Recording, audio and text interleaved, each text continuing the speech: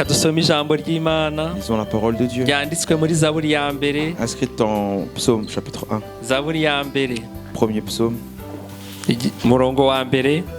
Verset premier. Turayisoma yose. On va lire tout le psaume. Reka tuyisome mu Gifaransa. Lisons-le en français. Abatumva Igifaransa bakurikire muri Bibiliya zabo. Ceux qui ne comprennent pas le français peuvent suivre dans leur mu Kinyarwanda no mu Kirundi. en Kinyarwanda et en Kirundi. Reka dusome Aimé ashyirishwe hejuru. Que Aimé puisse élever la voix. Heureux l'homme qui ne marche pas selon le conseil des Twese méchants. dusome. Reka duhagurukire. Ndabona tutari gusoma. Biranditse hariya. Kuvuga ngo ntabwo C'est écrit niba sur wibagiye les écrans, Bibiliya si t'as oublié wakoze ta ikosa Bible, rikomeye ariko tu as fait une utazayizane. grosse erreur, Uyu mais munsi amène la prochaine fois. turakubabariye usomere Aujourd'hui on te hariya. pardonne, mais tu peux lire aux écrans pendant que je lis. Rimwe kabiri On va gatatu. lire ensemble, pardon. 1 2 3. Heureux l'homme qui ne marche pas selon le conseil des méchants, qui ne s'arrête pas sur la voie des pécheurs et qui ne s'assied pas en compagnie des moqueurs, mais qui trouve son plaisir dans la loi de l'Éternel et qui la médite jour et nuit. Il est comme un arbre planté près d'un courant d'eau qui donne son fruit en sa saison et dont le feuillage ne se flétrit point. Tout ce qu'il fait lui réussit. Il n'en est pas ainsi des méchants. Ils sont comme la paille que le vent dissipe. C'est pourquoi les méchants ne résistent pas au jour du jugement, ni les pécheurs dans l'assemblée des justes. Car l'Éternel connaît la voie des justes et la voie des pécheurs mène à la ruine. Amen. Amen. On acclame la parole de Dieu. Prenez place s'il vous plaît. Mwicare. Numva Igifaransa cyabaye cyinshi none. Aujourd'hui, j'ai envie de parler français, on dirait. Haleluya. Amen. Turashima Imana yongeye kuduha guhagarara imbere yanyu ngo dusangire ijambo ry'Imana. Nous louons le Seigneur qui nous permet encore de nous présenter devant vous pour vous partager la parole de Ijambo Dieu. ry'Imana ni ryiza. La parole de Dieu est merveilleuse. Turabasuhuza abadukurikira cyangwa abazadukurikira kuri YouTube. On vous salue, vous qui nous suivez ou qui nous suivront sur YouTube. Ejo abo twari kumwe mu bukwe twahuriye n'umuntu wambwiye ati nari nkuzi kuri YouTube ati buri gihe wigishije ati mani gushaka inyigisho zawe. Et hier, pendant le mariage, j'ai rencontré une personne qui m'a dit « Ah, j'écoute souvent tes prédications lorsque je cherche une prédication. Je cherche souvent tes prédications sur YouTube. » Urumva rero ko n'iri iterambere naryo rifite akamaro. Vous voyez donc que cette technologie a aussi de l'importance. Ubushize mu masengesho La dernière fois, durant les prières, abo twari kumwe ceux qui étaient avec moi, nabasangije ijambo ryo muri Matayo igice cya 5. je leur ai partagé une parole qui est en Matthieu 5. Twavugaga abahirwa abaribo. En parlant de ceux qui sont heureux, Dukurikije Matayo 5. en suivant Matthieu 5. Uyu munsi Aujourd'hui, nifuje yuko tureba undi muntu utari muri Matayo 5 ariko undi muntu uhirwa uwo ari we. j'ai voulu qu'on puisse voir quelqu'un d'autre qui n'est pas inscrit en Matthieu 5, mais qui est bien heureux.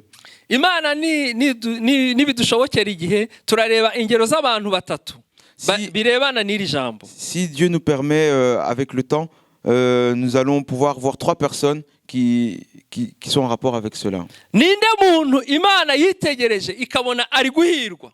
Qui est la personne dont Dieu a regardé et a dit celle-ci est bien heureuse? Imana irareba.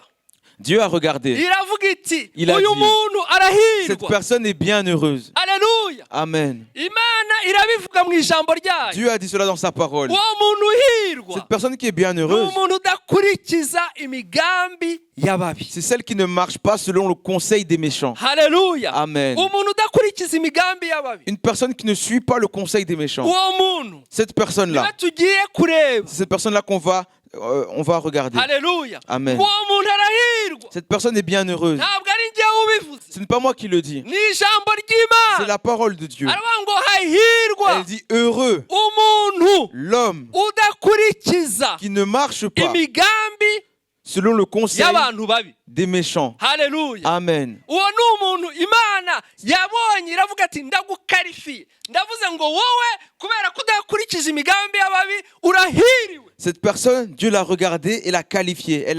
Dieu a dit, comme je vois que tu ne marches pas sur le conseil des méchants, tu es bien heureux.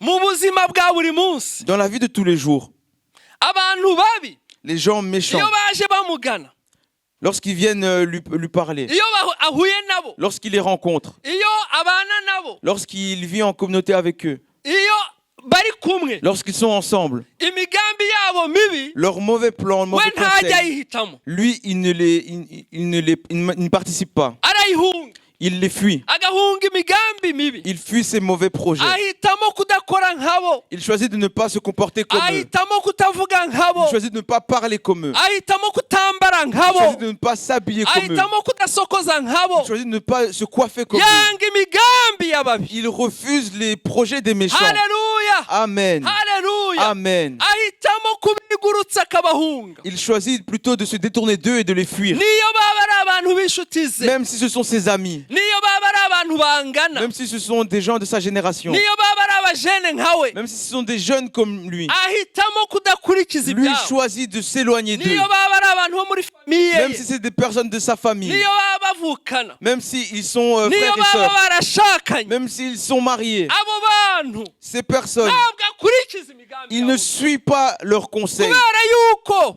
Parce que yashyizwe ku ruhande il a n'Imana été mis à part par Dieu. haleluya Amen. ndifuza muri iki gitondo J'aimerais qu'en ce matin, ko nawe toi également, uva ahangaha tu puisses quitter cet endroit ubaye uwo muntu en étant cette personne-là. haleluya Amen. haleluya Amen. imana iravuze ngo Dieu dit mu ijambo ryayo dans sa parole, umuntu udakurikiza imigambi y'ababi arahirwa celui qui ne marche pas sur le conseil des méchants est bien heureux. agafata icyemezo Il prend la cyo décision kuticarana n'abakobanyi de ne pas s'asseoir avec les moqueurs.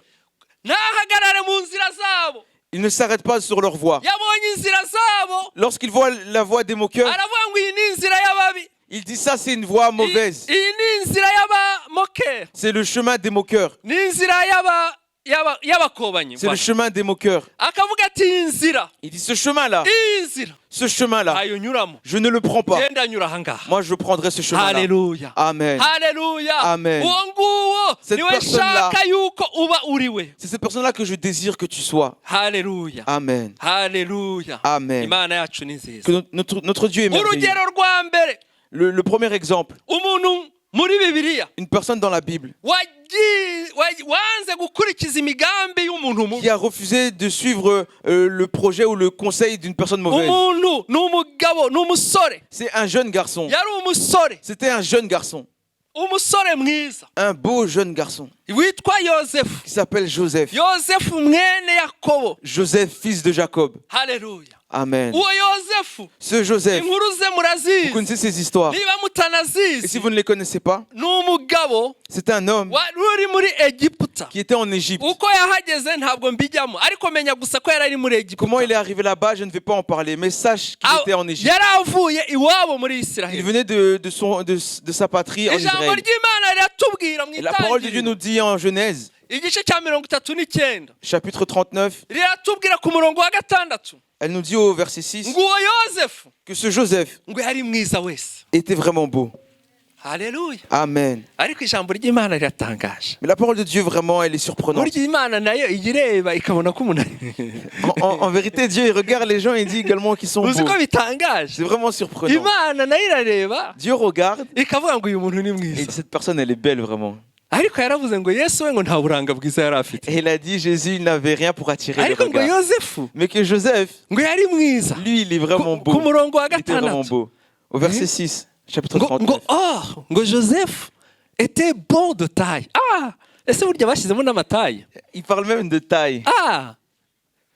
mu kinyarwanda ntabwo bavuga taye En Kinyarwanda, il ne parle pas de la taille. okay baravuga ngo yari mwiza wese Et on dit qu'il était beau complètement. ni ukuvuga kuva ku mutwe C'est-à-dire du sommet de sa kugera tête ku kirenge jusqu'à la plante des yari pieds. boga C'était un beau gosse.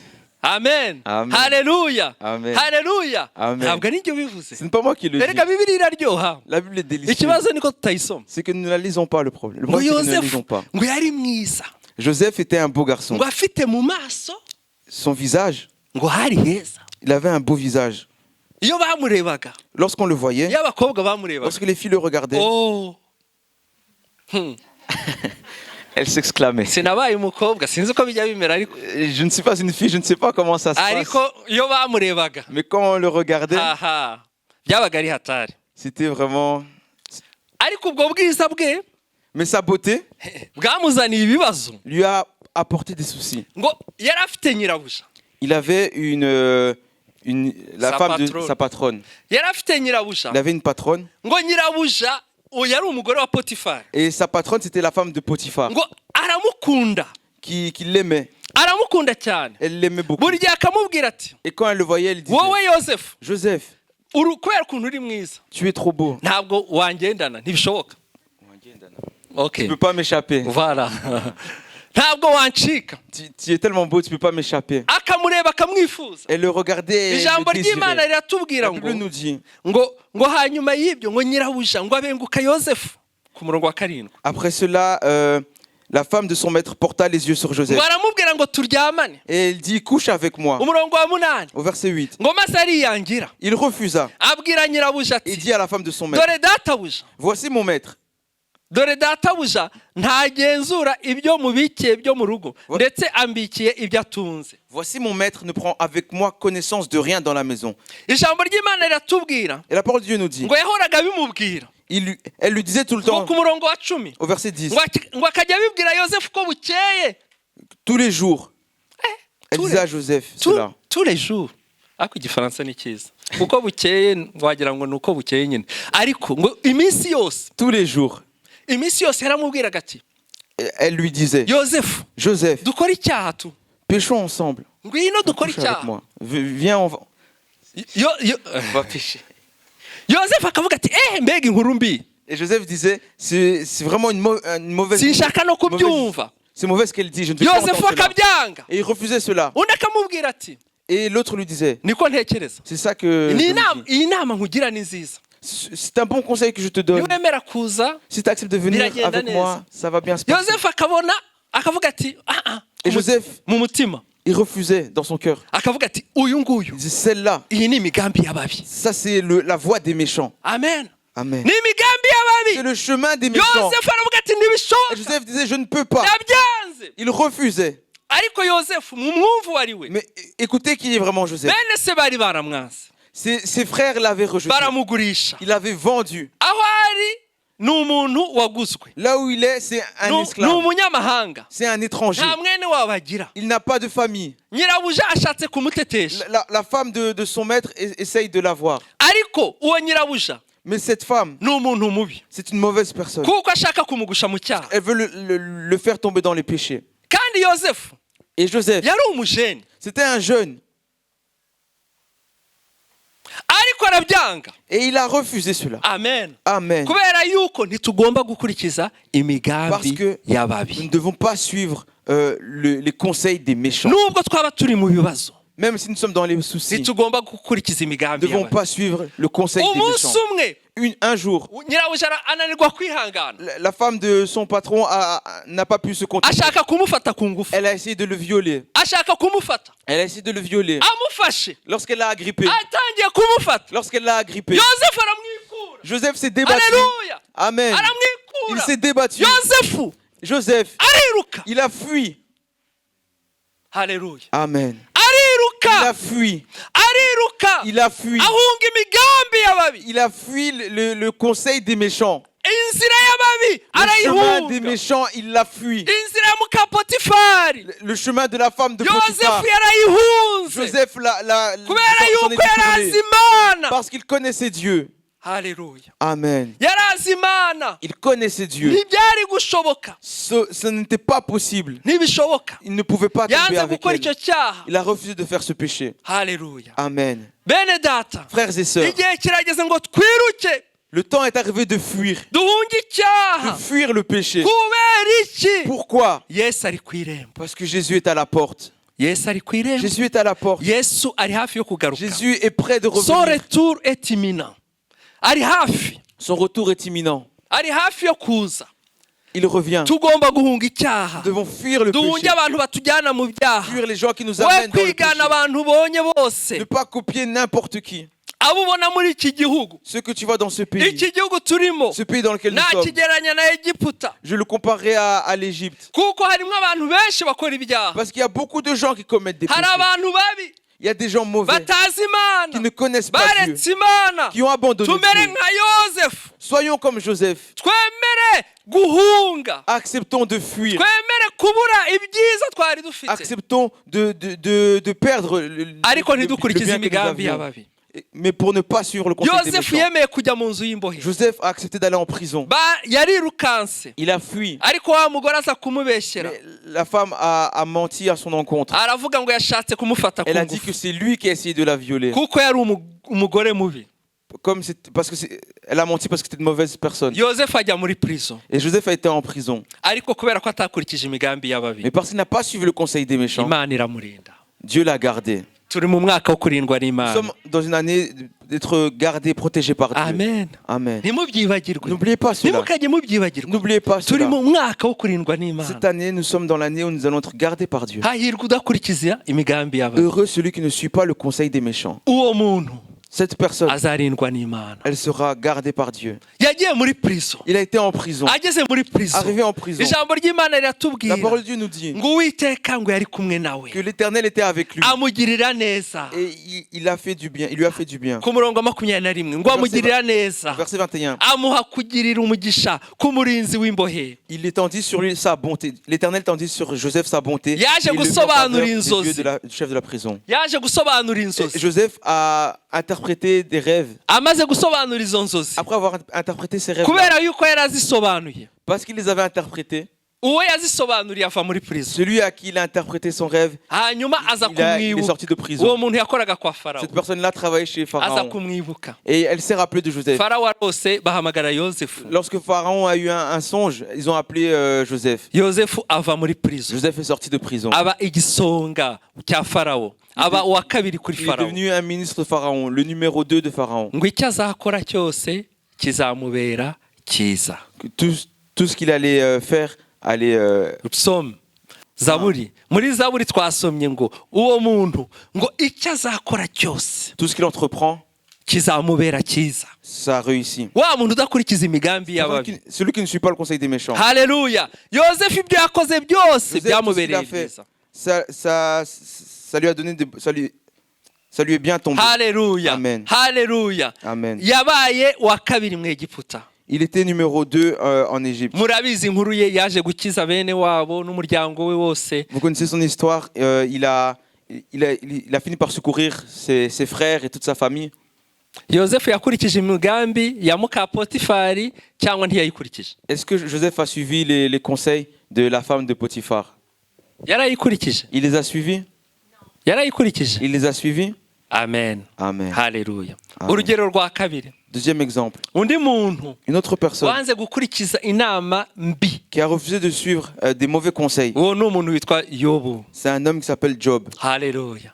Amen. yobu Job, iyo dusomye muri yobu igice cya kabiri umurongo wa 9 lorsqu'on lit en Job, guhera ku chapitre 2, murongo wa verset, 9 mu wa à 9 partir n'uwa du verset 10 9 et 10, ngo umugore we aramubwira ati sa femme lui a dit, mbese n'ubu uracyakomeje gukiranuka kwawe, tu continues dans ta justice, ihakane imana wipfire. maudis Dieu et meurs. ngo ariko aramusubiza ati Mais lui a répondu, uvuze nk'umwe wo mu bagore b'abapfapfa. il lui a dit, tu parles comme une femme insensée. mbese ye Quoi? twahabwa ibyiza mu kuboko kw'Imana tukanga guhabwa ibibi? muri ibyo byose nta cyaha yobu yacumurishije ururimi rwe. amen. Job lui répondit, tu parles comme une femme insensée. Quoi? Nous recevons de Dieu le bien et nous ne recevrions pas aussi le mal? En tout cela, Job ne pécha point par ses lèvres. yobu yari umuntu w'Imana, Job était un homme de yari Dieu. umukiranutsi. Il était juste. haleluya. Amen. umunsi umwe aza kugira ibyago, Un jour, il a eu des soucis. abura abana, abura ibyo atunze. Ses enfants sont morts. Ses biens ont été perdus. umugore yari afite umugore, Il avait sa femme avec lui. ariko uwo mugore ntabwo yari umuntu mwiza. Mais cette femme n'était pas une bonne personne. umugore aramubwira ati, Et elle lui a dit, abonye arwaye ibisebe ku mubiri wose, voyant qu'il avait des ulcères sur tout son corps, que Job avait des ulcères sur tout son umugore aho corps, kumubwira ati reka dupfukame dusenge, sa femme, au lieu de lui dire, mettons-nous à genoux, prions, aho kumubwira ati mbese uracyakomeye, au lieu de lui dire, est-ce que tu tiens encore ferme? mbese ufite imbaraga tujye gusenga tubaze Imana ibibaye mu rugo Tu as iwacu? encore la force de venir prier pour demander à Dieu qu'est-ce qui se passe dans notre foyer? none ahubwo aramubwira ngo À la place, elle lui a dit, ariko yobu, mais Job, aho nakubwiriye depuis le temps que moi je te abagabo dis, ntimujya mwumva. les hommes, vous n'écoutez pas. wowe umuntu w'umugabo koko Toi, un homme. umuntu w'umugabo utekereza Un homme qui réfléchit. wabona abana badushizeho Tu vois, les enfants, ils sont morts. twari dufite abana 10 bose barapfuye Alors qu'on avait 10 enfants twari tous. dufite inka zarapfuye ivashi Nous avions des vaches et elles twari sont mortes dufite également. ubutunzi Nous avions abakozi des bacu richesses, des serviteurs. reba ukuntu umeze Regarde comme tu es maintenant. reba ibisebe bikuzuye Regarde umubiri les ulcères qui sont sur toi, les blessures qui sont sur toi. none ngo imana imana imana Et là, tu dis encore Dieu, Dieu, Dieu. wowe rero Toi, yobu Job, nubwo utajya unyumva même si tu m'écoutes jamais, nutuka imana maudis Dieu, nuyivume maudis-le, maze wipfire et puis meurs. nupfa Si tu meurs, uraruhuka tu seras reposé. nta bisebe wongera kumva Tu n'auras plus d'ulcères. ntiwongera kwibuka abana bawe Tu ne bapfuye vas plus te rappeler tes enfants qui sont morts. nutuka imana nuyivume Maudis Dieu. ijambo ry'imana rivuga ngo yaravuze ngo vuma imana La parole de Dieu nous dit qu'elle lui a dit, maudis Dieu. wowe urakomeje Et toi, tu continues. uracyifata gutyo Tu restes comme ça intègre. inama mbi Les mauvais conseils. inama mbi Les mauvais conseils. birashoboka C'est possible ko hari abantu bajya bakubwira gutyo nawe qu'il y a des gens qui te disent des choses comme ça. urakomeje Toi kuba également. umurokore Tu continues à être un sauvé. ariko uracyakomeje kuba muri bya bintu by'abasazi Tu es encore dans les choses là des fous. uracyakomeje Tu continues ces choses-là. ese wowe uracyifata nk'abantu b'igihundwe koko warageze i buraya Toi, tu te comportes encore comme les gens de Gihundwe ou là-bas au Rwanda alors que tu es en Europe. uritwara nk'abantu b'ikiremba Tu te comportes comme les gens de Kiremba kandi uri i buraya alors que tu es en Europe. inama mbi Les mauvais conseils. inama mbi Les mauvais conseils. umugore wa jobu La femme de Job, ati vuma imana elle lui a dit, maudis Dieu. urumva inama mbi Vous entendez les mauvais conseils? ariko muri gutekereza uko byari kumera Vous imaginez ce qui aurait pu se passer yobu yaza kuvuma imana si Job avait maudit Dieu? kandi yari kuba yifuje no gupfa Et il aurait également désiré sa mort. noneho akayivuma agahita apfa Et il l'aurait maudit et il serait mort. yari guhita arimbuka Il aurait péri directement. Il aurait été condamné. murumva ukuntu yari inama mbi cyane Vous entendez comme c'était un très mauvais ni conseil. nka aramubwira ati rimbuka C'est comme si elle disait, sois condamné. ariko yobu Mais Job yarabyanze a refusé cela. aramubwira ati Il lui a dit, ati wa mugore we femme, uvuze nk'umwe mu bagore b'abapfapfa tu parles comme une femme insensée.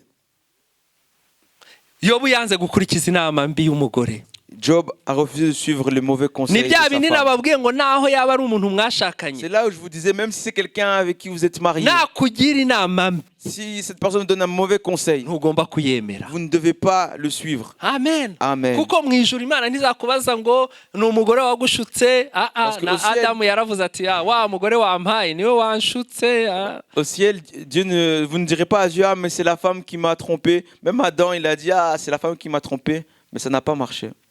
yobu yaranze Job a refusé. aramubwira ngo uvuze nk'umugore w'umupfapfa Il lui a dit, tu parles comme une femme insensée. bene data Frères et sœurs, tugume mu gakiza demeurons dans le salut. ntitukavemo Ne nous éloignons pas du byaje salut. kurangira yobu À la fin, Job, imana yamusubije ibintu bye byose Dieu lui a rendu tout ce qu'il avait. haleluya Amen. ngo yari afite abakobwa beza Il ngo- avait- ngo kuruta abandi bakobwa babaga muri icyo gihugu Il avait les plus jolies filles de la contrée où il vivait. amen imana yarabimusubije Dieu lui a rendu kubera cela yuko atumviye inama mbi parce qu'il n'a pas suivi les conseils des méchants. inama mbi ntitukajye tuzumvira Ne suivons pas le conseil des méchants. ndarangiriza ku bantu ba gatatu Je termine sur une troisième personne. ni inkuru ibabaje C'est une histoire triste. inkuru ibabaje Une cyane histoire très triste. ni inkuru iri mu kubara C'est une histoire qui se trouve en igice Nombre, cya 16 chapitre 16, umurongo wa mbere kugera kwa 35 verset 1er jusqu'au verset 35. hari mose murabizi ko mose yari ayoboye itorero ryo mu butayu Ça nous parle de Moïse. Vous savez que Moïse conduisait l'assemblée qui était dans le désert. rero iryo torero ryari iri torero ritoroshye Cette assemblée n'était pas facile. ijambo ry'imana riratubwira ngo umunsi umwe La Bible nous dit qu'un jour, kora mwene isuhari fils de Jitchar, yari umulewi c'était un lévite, un fils de Lévi, aragoma il s'est révolté. yagira inama mbi Il a eu un mauvais conseil en lui, hanyuma un ntiyarekeraho mauvais plan en lui. ntiyarekeraho Et il ne s'est pas arrêté là. ya nama mbi ayisangiza uwitwa datani Ce mauvais projet qu'il a fomenté en lui, il l'a partagé avec Dathan na abiramu et Abiram. n'abandi bantu 250 et d'autres 250 personnes. wari umugambi wuhe Quel était leur projet? bahagurukiye Mose Ils sont levés contre Moïse. bashize hamwe bose Tous ensemble, ils se sont révoltés. barahaguruka Ils se sont révoltés contre Moïse. babwira Mose Ils lui ont dit na Aroni à Moïse et Aaron, ku murongo wa gatatu au verset 3, ngo ibyo mukora birahagije. c'en est assez. Donc Kora yaragiye arababwira ati Donc Corée est parti les voir. Il leur bari a dit, abantu bishizeho ces gens-là qui se sont intronisés, nibo bishyira imbere c'est eux, ils se mettent devant. nibo bavuga C'est eux toujours qui parlent. muze Venez, venez, Allez. venez. muze Abiramu Abiram, muze viens. Datani Dathan, muze venez, venez. muze dukora inama. Venez, on va faire uriya muntu une réunion. uriya muntu Cette Mose personne-là, c'est ce Moïse. Mose na mukuru we Aroni Ce Moïse et son grand frère Aaron. apana On en a marre. tugomba kubakuraho On doit les renverser. bishizeho.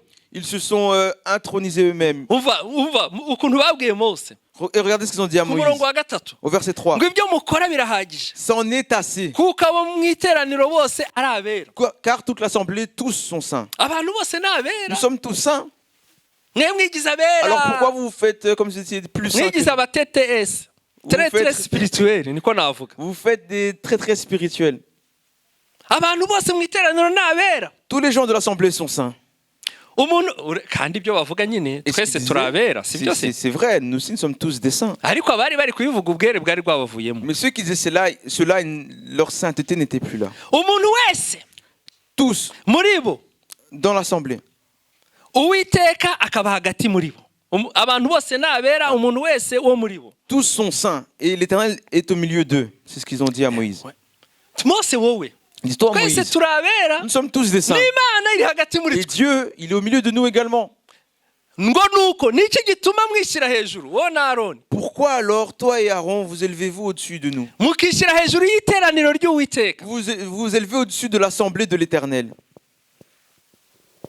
Imana itubabarire. Que Dieu nous pardonne. iyo niyo nama mbi Kora yabashizemo. C'est le mauvais conseil que Corée leur a donné. nabo barayikurikiza. Et eux l'ont suivi.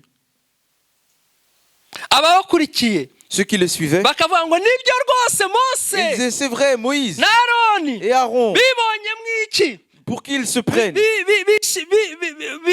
kuki bishyira hejuru. Pourquoi ils s'élèvent comme ni ça? sawa Kore Tu as raison. ni sawa oye. Corée, tu as raison.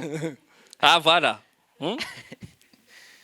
bene data Frères et sœurs, igihe wumvisha umuntu quand tu écoutes quelqu'un, cyangwa nawe ukagira igitekerezo ou alors quand tu as une pensée, mwiterane mu rusengero cyangwa n'ahandi à l'église ou ailleurs, ukajya wumva muri wowe hatangiye kwanga ariko buri gihe ni kanaka et tu te dis en toi, ah, c'est toujours lui, buri gihe ni bamwe toujours ce sont les mêmes, buri gihe ni kanaka usenga toujours c'est un tel qui buri prie, gihe ni kanaka toujours wigisha c'est un tel qui buri gihe prêche, ni kanaka ugira gute. toujours c'est un tel qui fait ceci. ujye umenya ko ari umudayimoni wa Kore Sache que c'est le démon de Corée ukugiyemo. qui est en toi. ni umudayimoni wo kukurimbuza. C'est un démon qui veut t'amener à la mort. Imana itubabarire. Que Dieu nous pardonne.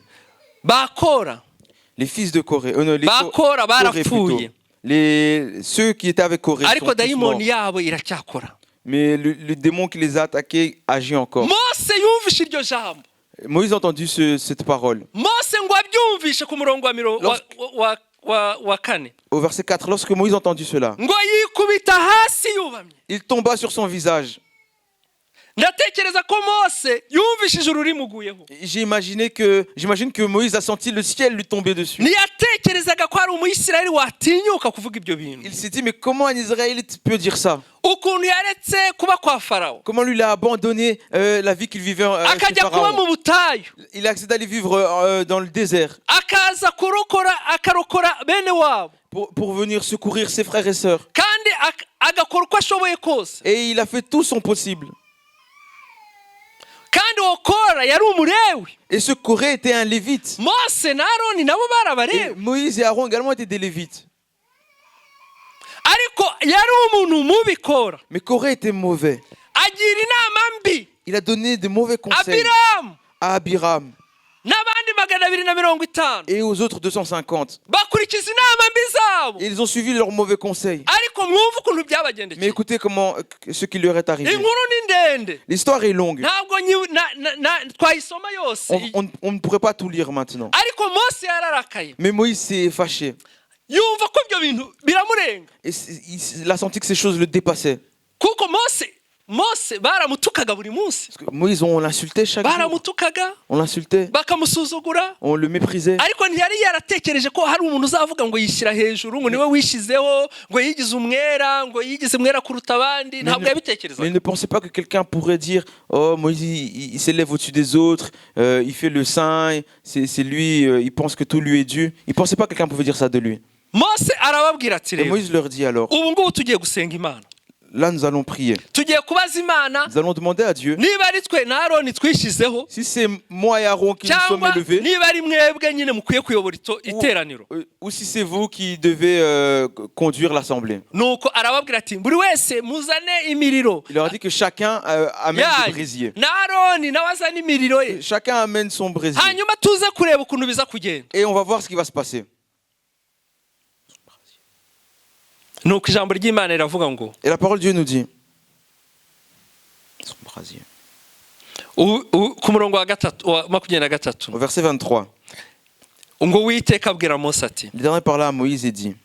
Wa 24. Verset 24. Bwira iteraniro uti. Parle à l'assemblée et dit. Nimuhaguruke. Retirez-vous. Muve impande zose z'ubuturo bwa Kora na Datani na Abiramu. Retirez-vous de toutes parts, loin de la demeure de Corée, de Dathan et d'Abiram. Imana itangiye guca urubanza. Dieu commence à juger. Nimubahunge.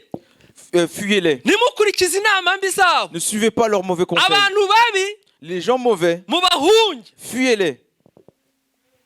Haleluya. Amen. Nimukurikize inama mbi zabo. Fuyez leurs mauvais conseils. Ngo Mose arahaguruka. Moïse se leva. Ajyaho Datani na Abiramu bari. Et alla vers Dathan et Abiram. Abakuru bo mu Isirayeli baramukurikira. Et les anciens d'Israël le suivirent. Abwira iteraniro ati. Il parla à l'assemblée et Nimuve ku dit. mahema y'abanyabyaha. Éloignez-vous des tentes de ces méchants hommes. Nituve ku mahema y'abanyabyaha. Éloignons-nous des tentes des méchants hommes. Nituve ku mahema y'abanyabyaha. Éloignons-nous des méchants Kuko mu hommes. minsi iri imbere. Parce que dans les jours qui arrivent, Imana igiye kubarimbura. Dieu va les faire périr. Nimugire ikintu cyabo mukoraho. Ne touchez à rien qui leur appartienne. Kugira ngo igihano bahanirwa ibyaha byabo byose kitabarimburana nabo. De peur que vous ne périssiez en même temps qu'ils sont punis pour tous leurs péchés. Nakunze Abayisiraheli. J'ai aimé l'Israélite. Ku murongo wa 27. Au verset 27. Ngo barahaguruka. Ils se retirèrent Bava impande zose de toutes parts z'ubuturo bwa de Kora la na demeure Datani de na Corée, Abiramu. de Dathan et d'Abiram. Ngo Datani na Abiramu barasohoka. Dathan et Abiram sortirent Bahagarara mu miryango y'amahema yabo. et ils se tenirent à l'entrée de leur N'abagore tente. babo, n'abahungu babo, n'abana babo. 27. Ils se tinrent à l'entrée de leur tente avec leurs femmes, leurs fils et leurs petits-enfants. Hanyuma ku murongo wa 31. Au verset 31. Ngo akimara kuvuga ayo magambo. Disant ces mots, Ubutaka buri munsi yabo. la terre qui était sous eux Bugabanywamo kabiri. se fendit. Nuko burasama. La terre ouvrit sa bouche Burabamira. et les engloutit. N'amazu yabo. Eux et leurs maisons, N'abantu bakora bose. avec tous les gens de Corée N'ibintu byabo byose. et tous leurs biens. Nuko 33. Au 33. Nuko bo peut-être c'est 32 chez toi. Nuko bo nababo n'ibyabo byose barigita ikuzimu bakiri bazima. Ubutaka bubarengaho bararimbuka bakurwa mu iteraniro. Imana itubabare. Verset 33. Ils descendirent vivant dans le séjour des morts, eux et tous ceux qui leur appartenaient. Dans le séjour des morts. La terre les recouvrit et ils disparurent du milieu de l'assemblée. Amen. Abakurikije inama mbi zose. Ceux qui ont suivi les mauvais conseils, Abambere barahiye muze gusoma neza. les premiers ont été brûlés. Abandi Lisez ubutaka cette burasama histoire. burabamira. D'autres, la terre s'est fendue et les a engloutis. Uyu munsi Aujourd'hui, ufata icyemezo prends la décision cyo kudakurikiza inama mbi. de ne pas suivre les mauvais conseils, Inama z'abantu babi. le conseil des gens méchants. Ntiwicarane n'abakobanyi. Ne t'assieds pas avec les moqueurs. Yozefu yabaye intwari.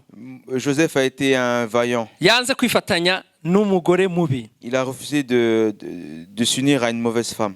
Yobu Job, yabaye intwari. il a été vaillant Yanze également. inama mbi y'umugore Il we. a refusé le mauvais conseil de sa femme. Datani Abiramu n'abayisiraheli 250 Dathan, Abiram et 250 Israélites bakurikije inama mbi ya Kora. ont suivi le mauvais conseil de Corée. Imana irabica irabarimbura. Et Dieu les a fait périr, il les a condamnés.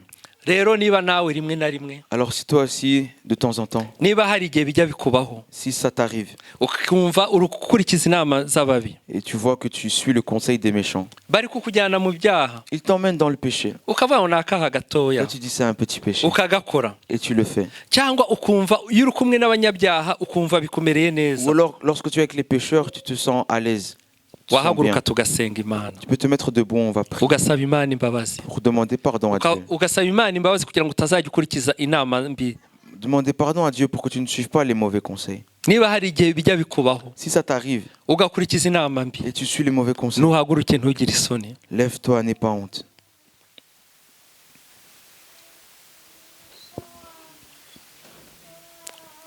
Ntugire isoni. N'aie pas honte. Iyo ba Datani Si les Dathan na Abiramu et Abiram, baza kwihana, s'ils s'étaient repentis, igihe Mose yahamagaraga Imana, lorsque Moïse a appelé Dieu, cyangwa igihe Imana yavugaga ngo umuriro ugiye kubamira, ubutaka bugiye kwasama, ou lorsque Dieu a dit que le feu allait les consumer, ou que Iyo la terre baza allait les gupfukama, engloutir, s'ils s'étaient mis à genoux, bakavuga ngo Mana ils tubabarire, avaient dit Seigneur, pardonne-nous, turi abantu babi, nous sommes mauvais, nta kintu bari kuba, rien ne leur serait arrivé. ariko bagize isoni. Mais ils ont eu honte Imana irabica. et Dieu les a fait périr. Haguruka, Mets-toi debout, uhaguruke dusenge Imana. mets-toi debout pour que nous puissions prier. Niba abantu barigeze bagushuka Si les gens t'ont déjà bakakugwisha trompé mu cyaha, pour te faire tomber dans les péchés, Imana iri hano irababarira, le Dieu qui est ici pardonne, irababarira. il pardonne. Reka dusenge Imana. Prions. Mana ishobora byose, Dieu Tout-Puissant, nkweretse ubwoko bwawe bwahagaze, je te montre ton peuple qui est debout. ubababarire Mana. Pardonne-leur, Seigneur. Igihe bakurikije inama mbi, Pour les moments où ils ont suivi les mauvais conseils, ubababarire Mana. pardonne-leur pour cela. Ibyaha byabo Leurs péchés, ubihanagure, lave-les. ntuzabibahore, ntuzabibazize, Ne les impute. impute pas ce péché. Mana ubababarire, Seigneur, amaraso ya Yesu abeza que abatunganye, le sang de Jésus puisse les laver. mu izina rya Yesu tubisabye, Au nom de Jésus, nous le prions. amen. Amen. Abantu ba kabiri ngiye guhamagara, La seconde personne que je vais... niba uri hano Si tu es ici ukaba ushaka ngo Imana iguhe imbaraga et tu veux que Dieu te donne la force, kugira ngo inshuti mbi ntizikajye zikugeraho influence, pour que les mauvaises compagnies, les mauvais amis ne t'influencent pas, wahaguruka tugasenga. tu peux te mettre debout. Niba ushaka imbaraga z'Imana Si tu veux la force qui kugira vient de ngo Dieu, ntukajye ukurikiza imigambi y'ababi, pour que tu ne suis pas le conseil des méchants, uhaguruke mets-toi debout. kugira ngo dusabe Imana iduhe imbaraga. On demande à Dieu de nous donner la force. Dushobozwa byose na Kristo uduha Nous imbaraga. pouvons tout par Christ qui nous fortifie. Pasiteri Innocent mu magambo avunaguye asenga Que le Imana. pasteur Innocent, en peu de mots, puisse prier. Mana data wa twese uri mu Dieu ijuru, Tout-Puissant, notre Seigneur qui est au ciel, uri Imana igira neza. tu es Dieu qui fait du bien. Mwami, iri jambo ryawe ni ukuri. Seigneur, ta parole est vérité. Reka tugusabe Mwami uduhe inkomezi.